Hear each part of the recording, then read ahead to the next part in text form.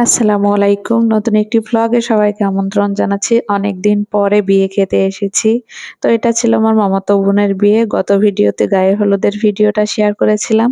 তো আমরা চলে এসেছি মিরপুর।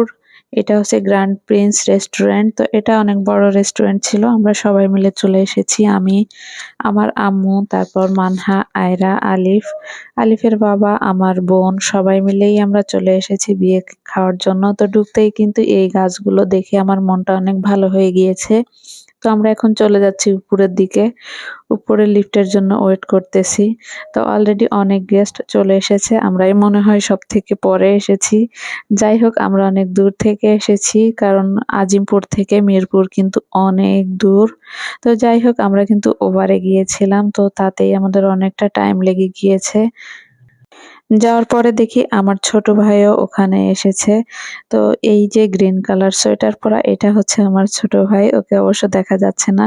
আর সবাই এদিকে কিন্তু পাত্রীর সাথে ছবি তুলতে ব্যস্ত, ভিডিও করতে ব্যস্ত। আমরাও বেশ কিছু ছবি তুলে নিয়েছি, ভিডিও করে নিয়েছি। তো সেগুলো আর শেয়ার করলাম না। যেহেতু আমি আমার ছবি খুব কম শেয়ার করি। শেয়ার করি না বললেই চলে। যাই হোক তারপরেই কিন্তু খাওয়ার অ্যানাউন্সমেন্ট শুরু হয়ে গিয়েছে। তো সবাই আমরা খাওয়ার জন্য বসে পড়েছি। আলিফের বাবা, আমরা সবাই।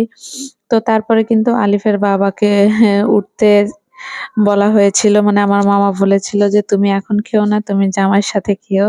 তো বেচারা কিন্তু খেতে বসেও পরে আবার উঠে গিয়েছিল। তো এদিকে আমাদের সবাইকে ১ম এ বোরহানি দিয়েছিল, তারপরে কাবাব, তারপরে ছিল কাচ্চি বিরিয়ানি। কি আর করার, আলিফের বাবা পরে উঠে গিয়েছিল। তারপরে সে আমাদের সবাইকে খাবার সার্ভ করে দিয়েছিল।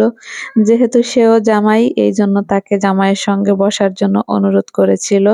তো আমরা খাওয়া স্টার্ট করে দিয়েছি।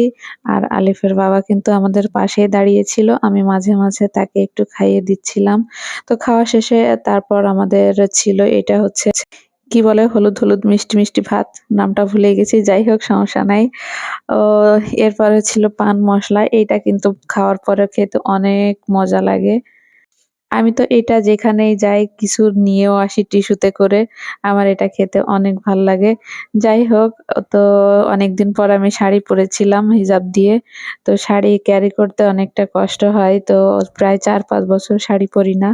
বিয়ে উপলক্ষে শাড়িটাও পরা হলো। তো তারপরে কিন্তু আবার আমরা একটু ছবি-টবি তুলতেছিলাম।